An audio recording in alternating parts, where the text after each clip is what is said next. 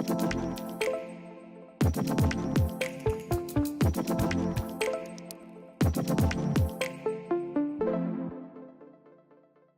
what's up, everybody? Thank you for joining us once again at the official SA Charts podcast, where we speak to the people who bring you joy in life, on a one-to-one personal level. This is what we do. My name is Letuka, Dlamini, and in studio with me today, we have a guest who has, let's say, skin in the game. I'm talking years, decades plus. You understand what I'm saying? Somebody who's walked the path, the right person to educate, inform, and entertain, because she has got a repertoire of bangers happening. She's got a track out with Moby Dixon. I don't want to say too much. Ladies and gentlemen, Miss Jamie Lee Sexton.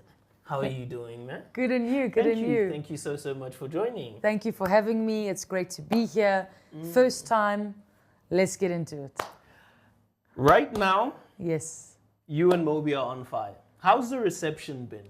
What are your thoughts? What is going through your head at this time? I mean, having done this as long as you have, does it feel brand new whenever there's a new release? Is it something you get used to? Yeah, tell us about that.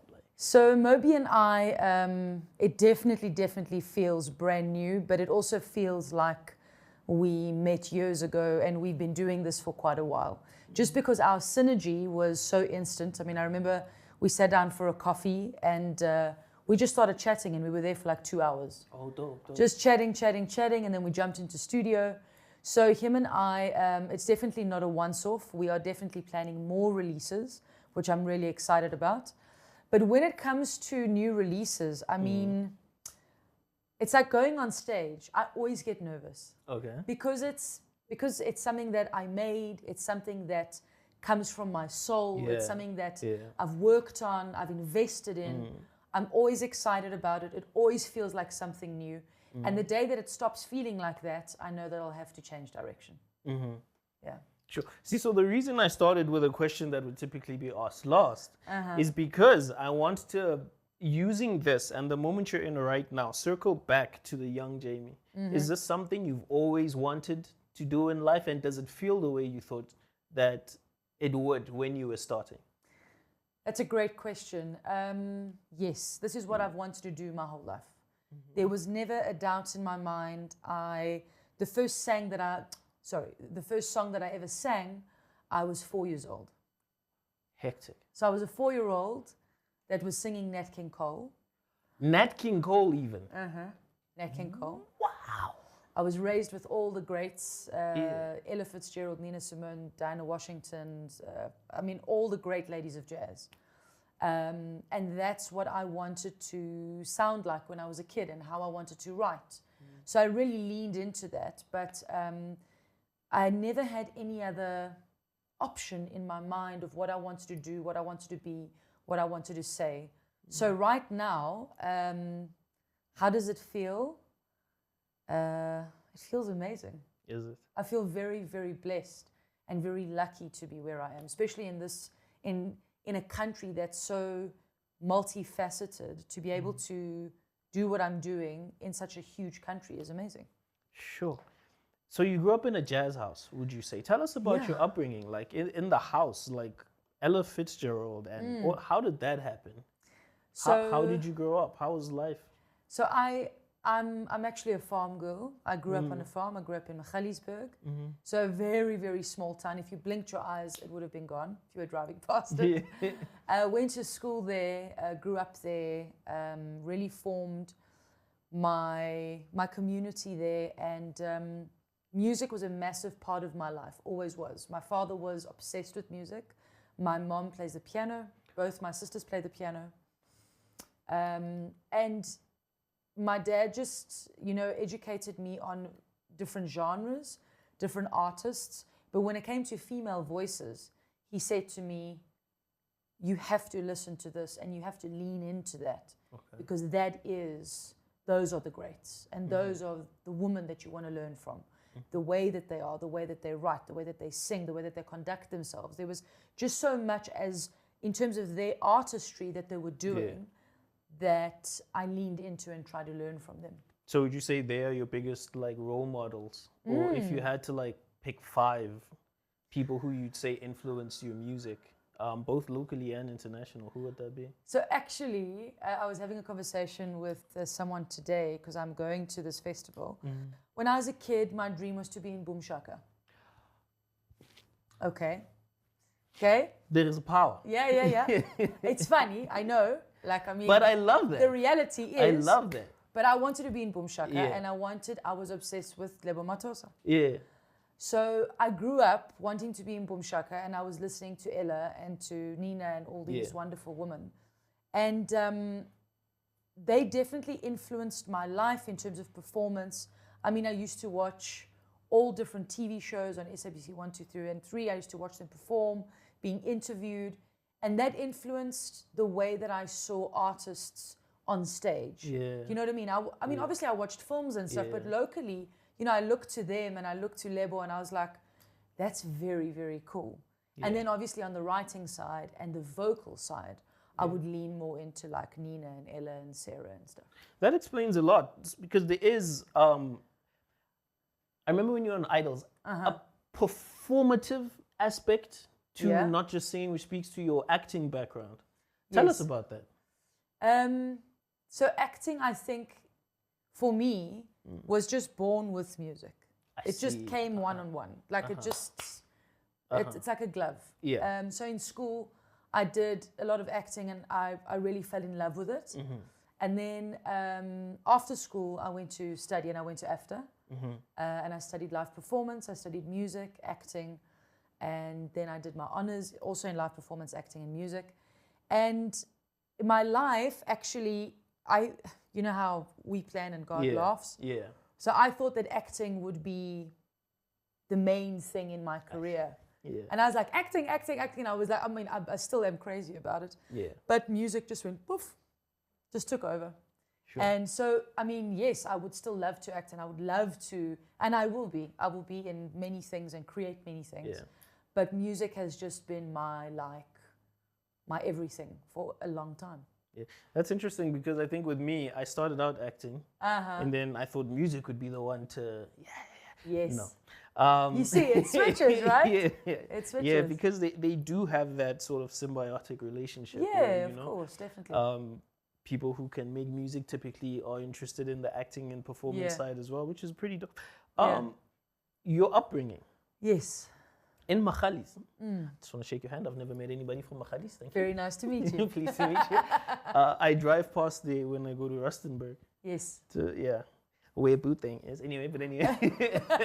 Hey. Where Boo base from. Hey. And it seems like such everybody knows everybody. Because we'd stop there and chill and hang sometimes because there's that wonderful lake around the corner just a few Ks up, right? Yeah. And people seem like everybody knows everybody and it's a chill sort of, would you say that that's true of the environment that you grew up in? Well, the thing is, it's a small town. Yeah. Everybody knows everybody. There's like one school, well, no, there's like 2 schools, but like, you know, 1 or 2 main churches. Yeah. You know, it is definitely a small town.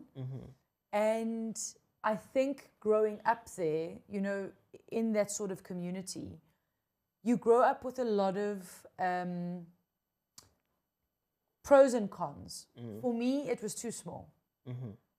The mindset, but in another way, growing up that way was so beautiful. Because, you know, like my school, it was a mountain, my school, a river, and then the mountain. It was gorgeous. Do you know what I mean? I literally grew up on a farm. All my friends, I mean, that kind of community was beautiful, but growing up and becoming an adolescent, it was too small. So then I was like, no, ciao. And I never went back. Yeah. Because I suspect you were born with a big dream that you felt. Yeah, totally. Had to move. How were you received there when you go back to visit, or? Oh, amazingly.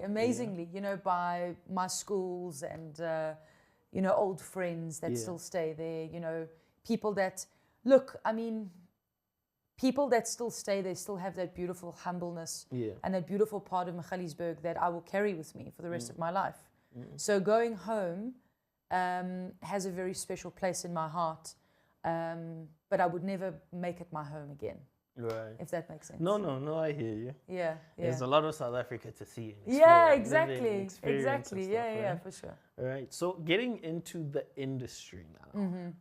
Do you remember Of course. when you felt like I have a foot in?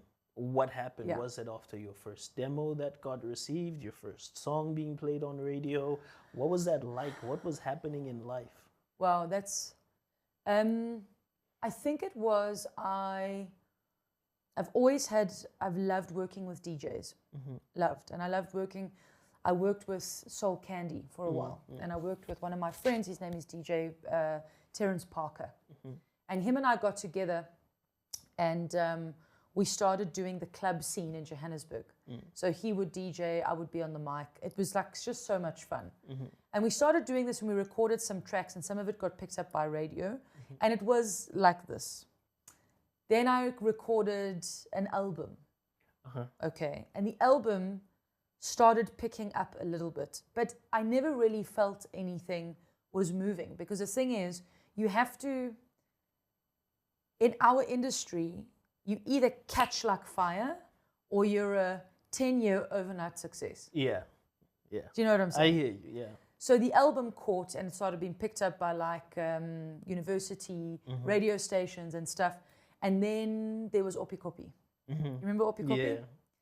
And I was actually chatting to... Bring that back, sorry. yeah. I was chatting to Gareth Wilson the other day. Now, Gareth used to book the talent for Opikopi. And last weekend was supposed to be Opikopi's weekend. It was. Yeah, but it's done now and it's gone, unfortunately. But everyone was sharing photos about Opikopi. Anyway, Gareth Wilson, who is a friend of mine, he actually gave me my first stage. Okay. So he contacted me and he was like, cool, I've got a slot for you at Opi. Do you want to take it? And I'm like, of course. I had my band. It was an amazing stage.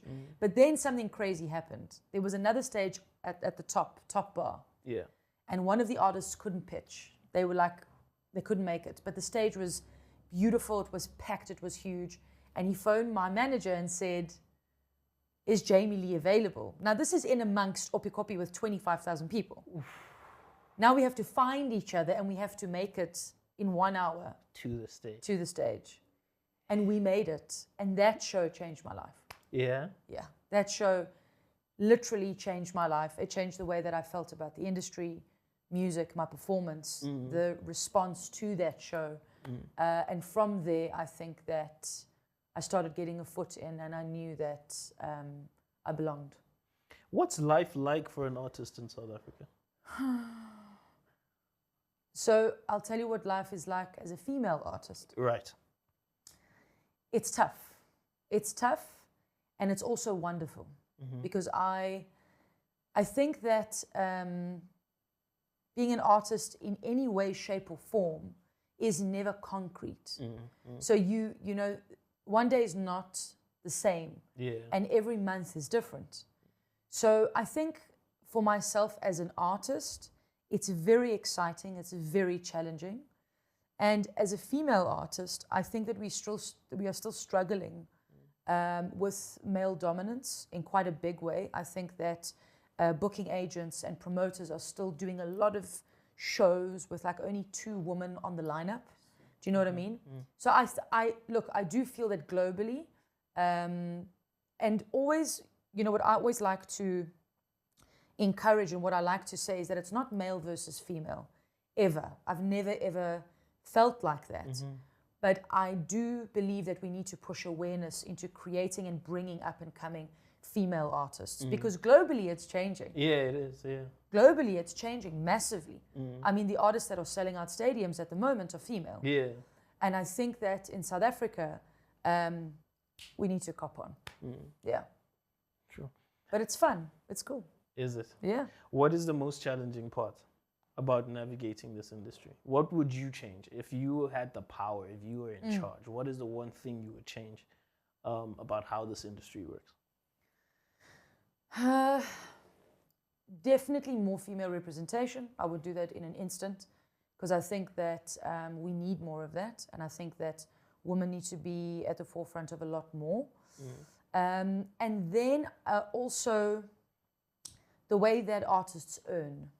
So like DSPs, your Apple, Spotify, I think that artists earn way too little. I think it's ridiculous. I think it is, people that are not artists are running these DSPs and start these DSPs, and the artists are not getting paid. And that's how they're getting paid, through artists. I think that's bullshit. So I would change that in a second. You mentioned the struggles of the female artists in the country, and it is Women's Month right now. Yeah. So I want to ask this from a curiosity perspective as a man, because I genuinely am curious, and I suspect some ignorance will shine through in the question, but please bear with me. I think it is an important one to ask. Yeah. Do you feel Women's Month means anything to the female artists in this country? And I'm asking from the perspective of, do the performances significantly shoot up for female performers during the month of August as compared to other months? Is the conversation around your struggles more amplified? Is there something happening around the month of August that you feel is being used to empower women, particularly women in the arts in any way? Or is it more lip service and virtue signaling? Yes, there is more awareness, and a light is definitely, it's, you know, there are certain lights that are shining on certain subject matters, but my only problem with the Women's Month thing is that it's a month. Yeah. You know what I'm saying? Or it's like a day, like, hey, celebrate you, cool. I think it should be a lifestyle. I think that, you know, like even behind the camera, producers, a lot more female producers are coming up now, and I think it's amazing, DJs.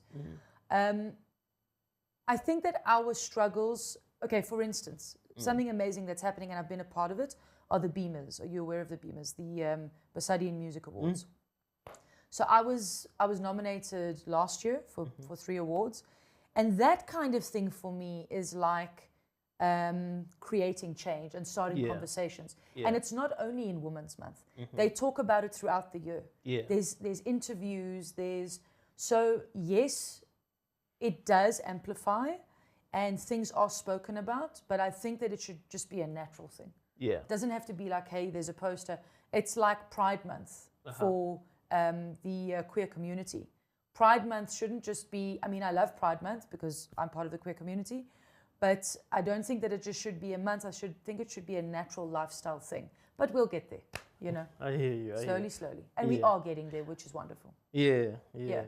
Well, as long as the hope is still there and the direction is there, you know, absolutely. I think it's something to look forward to. Yeah. And then getting into the technicalities now of how you put together your music. Yeah.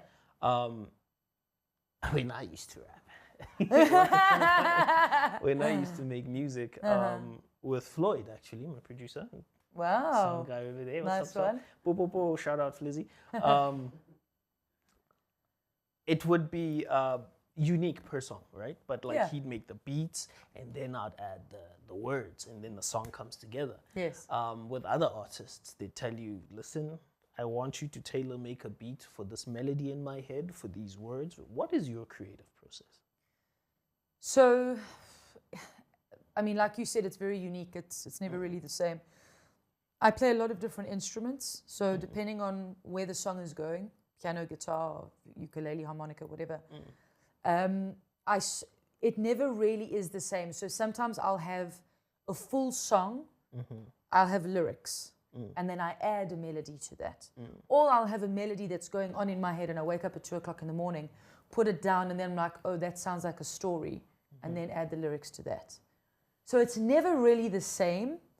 But what I do when I'm creating an album or when I go into a new body of work, I sort of change my environment and I change my studio, change everything inside it. So I put up pictures that inspire me, paintings, artists, and then I go on journeys. So like I actually go to Magaliesberg and I go into the mountains for 2 days on horseback, and I just do like different things to inspire me. I mean, I went to the Union buildings a few weeks ago because just that architecture and that texture and that environment was inspiring something that I wanted to write.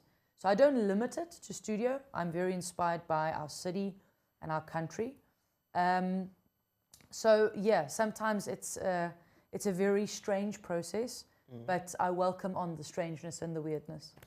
Well, because it's art, right? You're Yeah, creating totally. art. And it has to be sort of unique and different. Yeah. What is the one genre or the thing that you feel people would be most shocked That to I see listen you to. involved in, or even listen to? If you were to make a genre, a song with this one person, or that would leave everybody shocked, like, oh, I didn't know Jamie could do that sort of. What would it be? Oh, that's a very good question. I think the one genre, I think that people, I mean, I don't know if they would be shocked to hear it. I mean, but I really, really love classical Japanese music. Oh, wow. Yeah. Like it's one of my great passions. My favorite composer, his name is Reiichi Sakamoto. Oh, okay. And I would have loved to have worked with him. He died, unfortunately, a year ago. So yeah, he's been an inspiration for many, many years. And he's not only in piano. So he created, he had a band called the Yellow Magic Orchestra. And they created, actually a lot of sounds that hip hop artists use now, he created. A lot. That is interesting. Yeah. So there's a lot of like ringtones, Nokia ringtones that he was influenced. So he created those. It sounded like Daft Punk, but in the 70s. Oh, wow. So he was already creating that stuff back then. And I mean, like, I think he was, in 1987, he won his first Oscar for a score called The Last Emperor. He did The Last Emperor? Yeah. The film. I love that movie. That's him. That's him. Did not know that. Yeah. So go check him out. He's phenomenal. Check out The Lost Empire, and I'm definitely looking more into this. Oh, because that score is phenomenal. Yeah. Yeah. Oh, okay. That's fun. Would you ever try Yes. going down that path? Yeah, of musically, course, both definitely. film scoring and Yeah, absolutely. Japanese Yeah, classical. I've been involved in like a few developments of like melodies and stuff like that, but that's definitely something that I would love to get into because pure instrumentation, I'm a huge fan of. And because I create a lot of music for myself, that's purely instrumental. Sometimes lyrics are just not enough. Yeah. So we just leave it to music. Leave it to music. I'm stealing that. I'm putting that on a shirt. You heard it here first. She will get 0 credit for that. It's all me. It's all good. Sure. No, that is fantastic. And what is your favorite local genre? Whew. Well, at the moment, I really, really like 3-step. Oh, okay. Yeah, I like 3-step, obviously, because I'm involved in it. Yeah. I'm involved in it, but I tell you why. Because it's got such beautiful influences. It's got little tastes of different influences that are coming out. But at the moment, I think that is the coolest genre right now. When I was growing up, I loved Kwaito. Absolutely loved Kwaito. I loved Arthur. I loved Boom Shaka. I loved all of them. But yeah, I think that 3-step is a very, very cool genre. I think so too. Oh, cool. I think you know it's starting already to, and it's happening sort of subtly. Don't fight me, my piano fans. Yeah, please don't fight me. us, please. Don't please, fight please, me. please. Yeah. But I think it's taking over. It will. I think it will. I'm gonna say something even crazy now. I think a lot of the new Amapiano tracks coming out have a lot of 3-step influence, and yes, and that's what I'm saying. The consumers you can hear. Yeah, you can hear it. Yeah.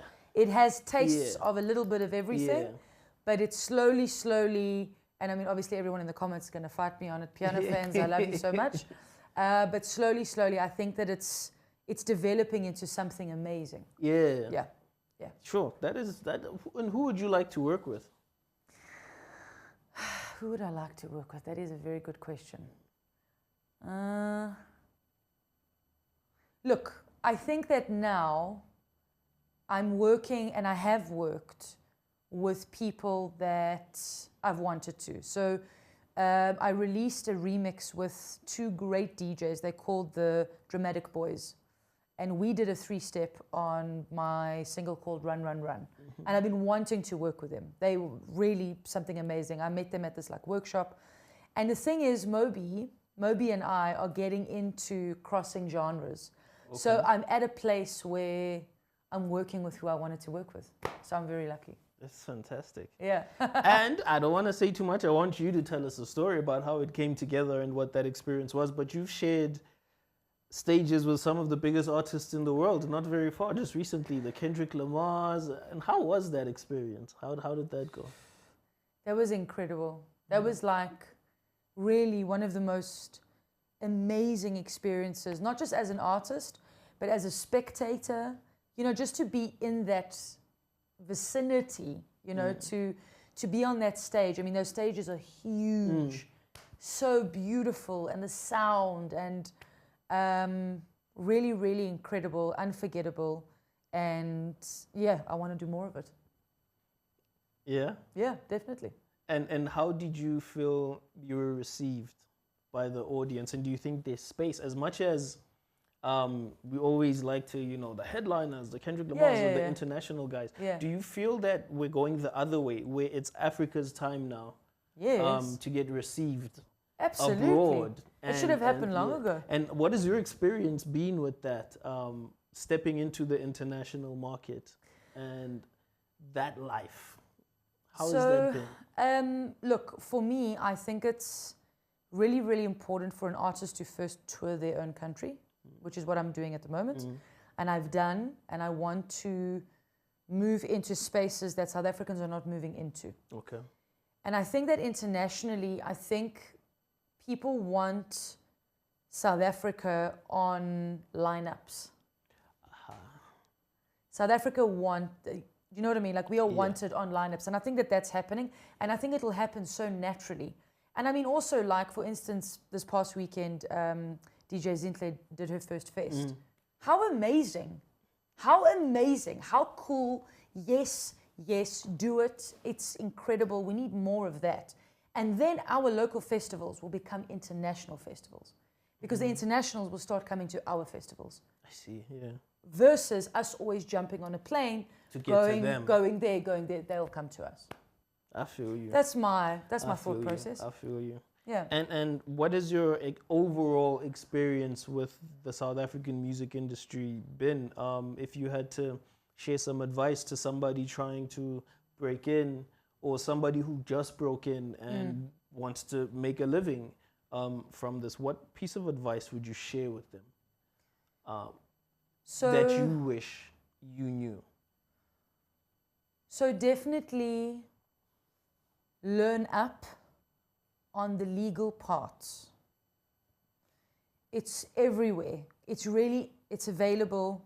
What I'm talking about are the platforms, the SAMROs, the SAMPROs, the RISA, all of that stuff. Read up on it, educate yourself, because those platforms that collect for you, that's how you can earn money. That's like one of the biggest things that I had to learn. The second thing is, if you have material, gig. Get out there and gig, because if you gig, you're earning money. If you're earning money, you can record more. Then you can get onto your Spotifys. And then the third thing I would say is make sure that if you are being managed, or if someone is representing you, that you are in control of what they are selling in terms of the image. Because selling your image needs to be your thing. Don't let anybody sell your image and you don't know about it. Do you know what I'm saying? Because it happens so often that people are selling this artist in such a way, and the artist isn't really aware. Educate yourself. And especially because so much has happened to artists, because artists weren't educated, I think that that's a lame excuse for today. It's available everywhere. You can even go into SAMRO, SAMPRO, and you can chat to them and they'll explain to you. They have portals, they have apps, they have everything.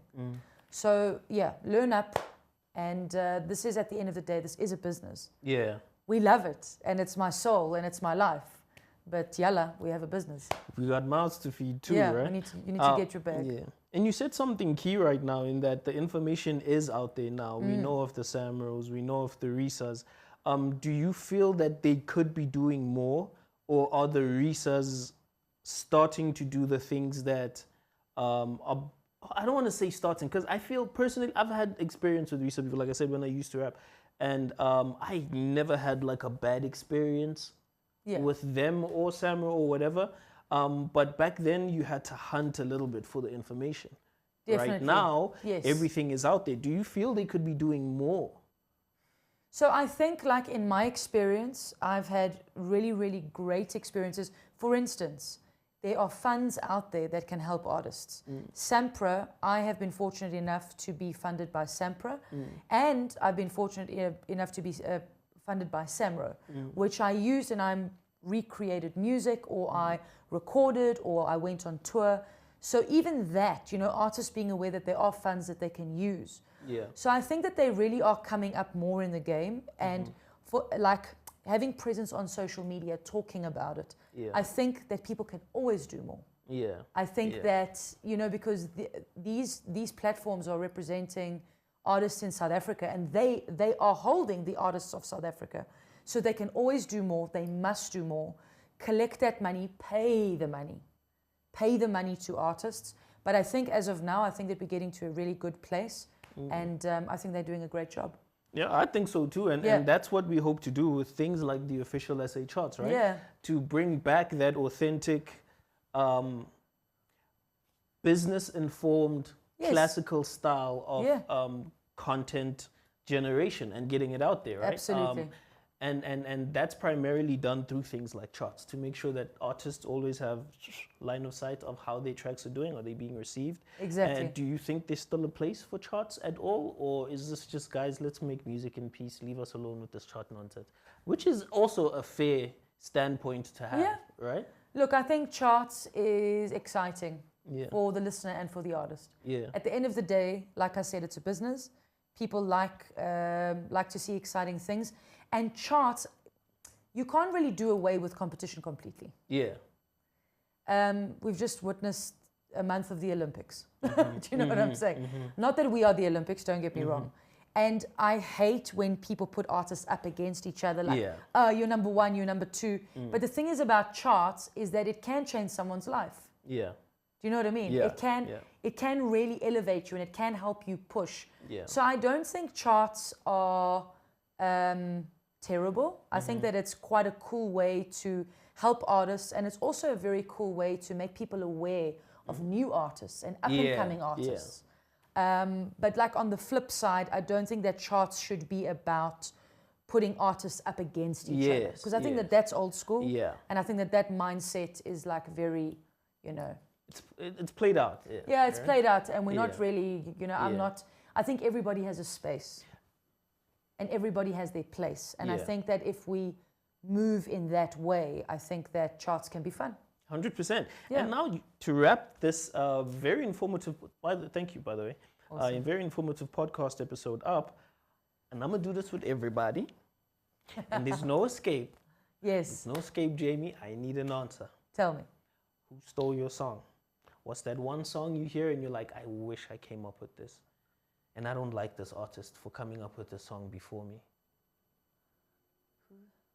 Like, this is the one song you're like, I wish I came up with this. Like, how dare this human being Yeah, there is one. drop this?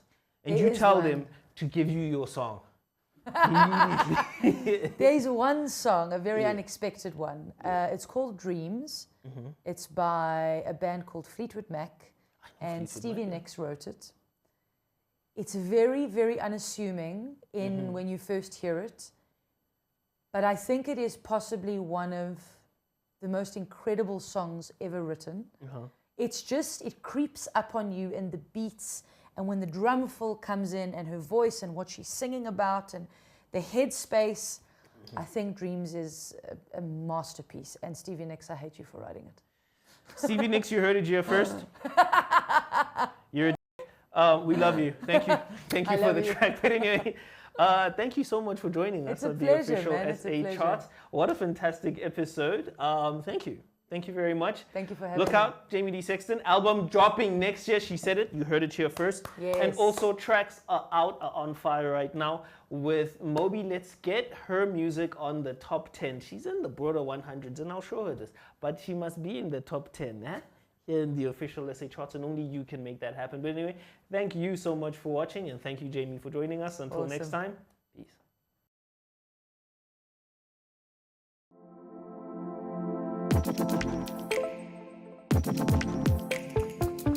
you.